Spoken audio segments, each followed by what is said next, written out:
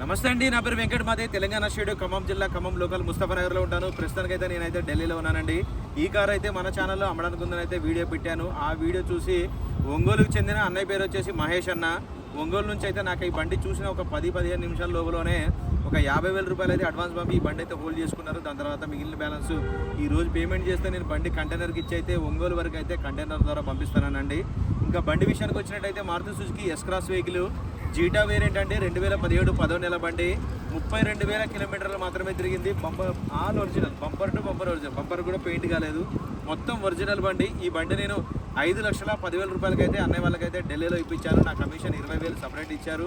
Transport డబ్బులు అక్కడికి వచ్చిన తర్వాత వాళ్ళకే ఇచ్చుకుంటారు. వెహికల్ ఇప్పుడు కంటైనర్ ద్వారా ఒంగోలు వరకు అయితే పంపిస్తున్నానండి. ఒకసారి చూసుకోవచ్చు. ఈ బండి కోసం దగ్గర ఎంతమంది ఫోన్ చేశారంటే మాకు ఈ బండే కావాలి, ఇటువంటిదే, ఇదే కావాలని. సో అప్పటికి సోల్డ్ అయితే అయిపోయింది బండి.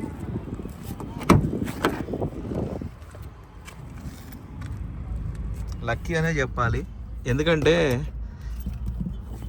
ఇంత తక్కువ తిరిగిన బండ్లు దొరకడం అనేది చాలా అరుదుగా అయితే దొరుకుతాయి.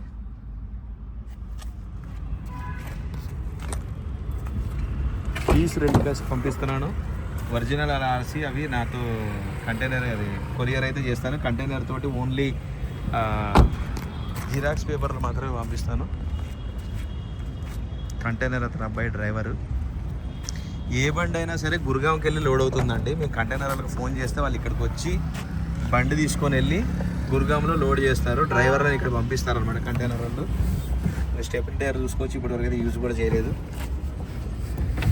आप बीच में टच कर दिया मोबाइल में, टच हो गया, हाँ टच कर दिया, इसीलिए थोड़ा ब्लर आ रहा है.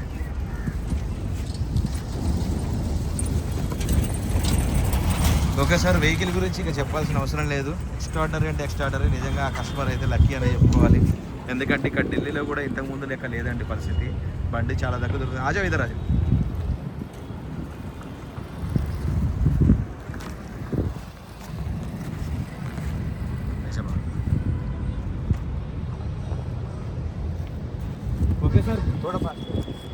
ఓకే సార్, బండి అయితే కంటైనర్ ద్వారా ఒంగోలు వరకు అయితే పంపిస్తున్నానండి. 5,10,000 రూపాయలకి ఇప్పించాను. ఇంతకుముందు లెక్క పరిస్థితి లేదండి ఢిల్లీలో.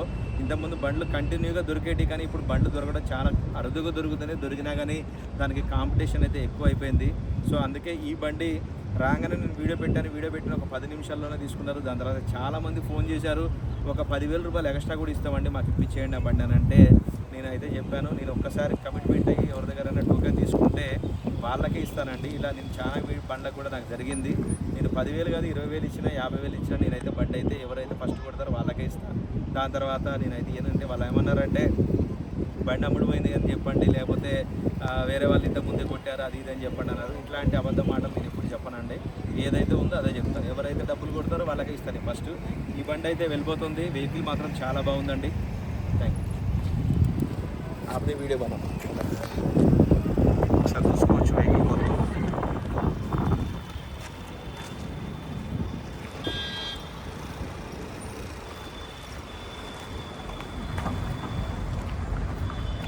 ఇప్పుడు అబ్బాయి వీడియో చేస్తున్నాడు కదండి, సేమ్ అట్లనే ప్రతి ఒక్క బండి నా దగ్గర నుంచి తీసుకెళ్ళేటప్పుడు వీడియో చేసుకుంటారు వాళ్ళు.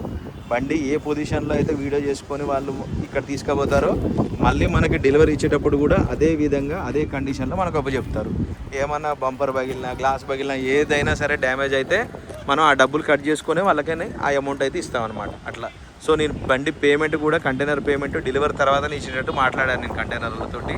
ఎప్పటి నుంచో వాళ్ళతోటి ఇదే బిజినెస్ అనమాట నాకు. అందుకోసం అని చెప్పేసి వాళ్ళకి ఈ విధంగా నేను పెట్టాను అనమాట. Okay sir, thank you.